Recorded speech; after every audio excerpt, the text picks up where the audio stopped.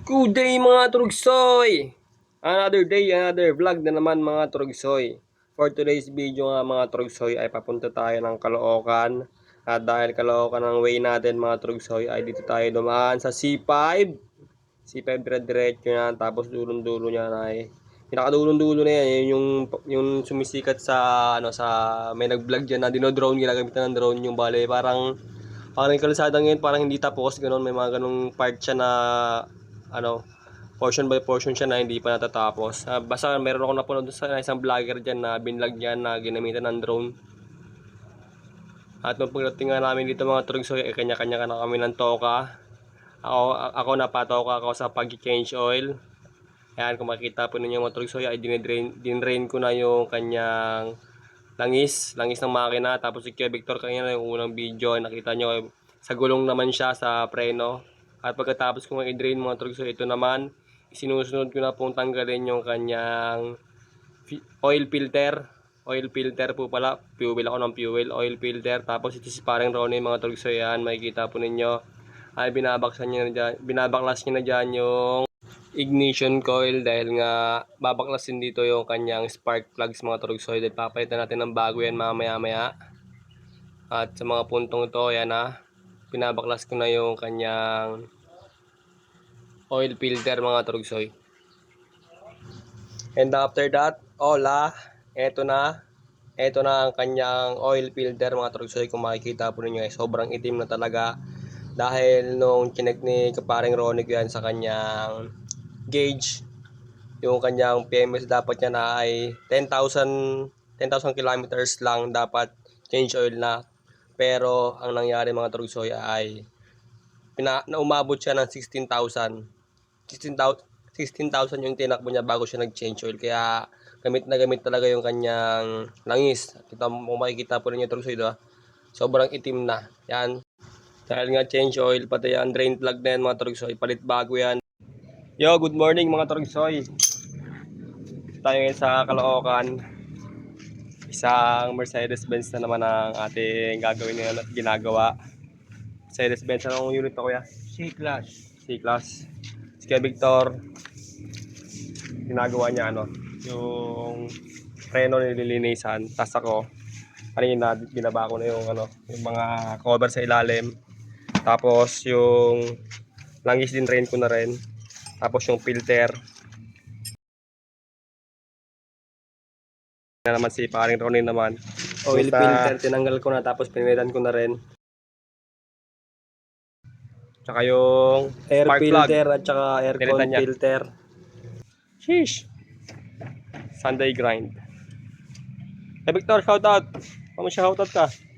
Shout out sa asawa ko. Asawa daw niya. Mahal na mahal niya. Hihi, sana all. At pagkatapos nga natin makipagpulitan kay Kuya Victor, ay mga puntong to mga Trugsoy, sasali na tayo ng langis. Pero bago yan mga Trugsoy, syempre yung drain plug sa ilalim may kinabit ko na at saka hinigpitan ko na rin. Alright na yun mga Trugsoy, para iwas tayo sa pagtagas ng kanyang langis sa drain plug nya. Habang nagsasalin tayo ng langis ito mga Trugsoy, ay kukuhain ko na yung mga panahon na to at oras to para makapag shoutout. Shoutout nga po pala kay pare ko Ronnie, number 1 yan, kasi siya yung dahilan kung bakit ako nandito ngayon sa harapan ninyo at nakakapag-vlog na mga Mercedes-Benz, na mga S-Class, C-Class, mga ganung bagay. Dahil sa pinagkatiwalaan niya tayo sa Trugsoy na ating mga kakayahan na kaya natin makapaggawa ng mga ganitong class na mga sasakyan, mga luxury car mga Trugsoy. At syempre, pangalawa mga Trugsoy, shoutout natin si Madam Ana Texon. Shoutout ko sa iyo Madam. Maraming salamat din dahil sa, alam mo na yon, din na natin sasabihin pasamad ng people, pero maraming salamat sa iyo palagi. Mabuhay ka hanggat gusto mo.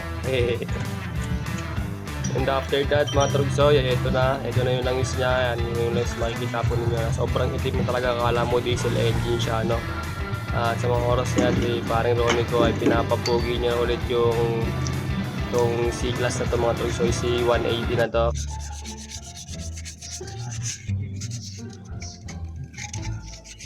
Ay, gusto ko ya. Iyak. Hindi iyak. Iyak eh. Kaya may tanong ako sa'yo. May tanong na naman ako sa'yo.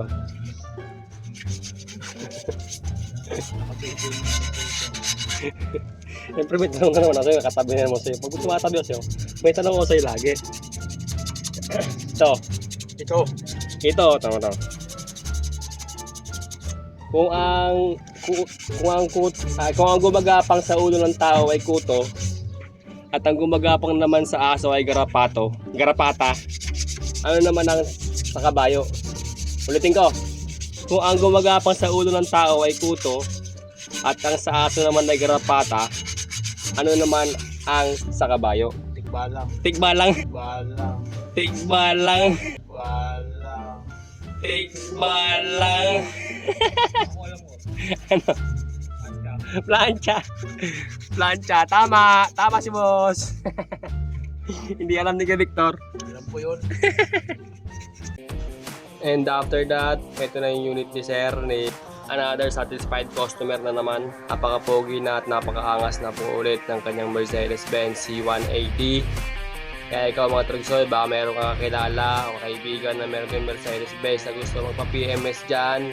Nasa mismo dulo-dulo ng video ito, ipapakita ko sa inyo yung page ng aking kumpare na ang pangalan ay Mechanic Duo. Kaya pagka kayo nagpa-schedule, sigurado kasama rin ako doon mga Trugsoy.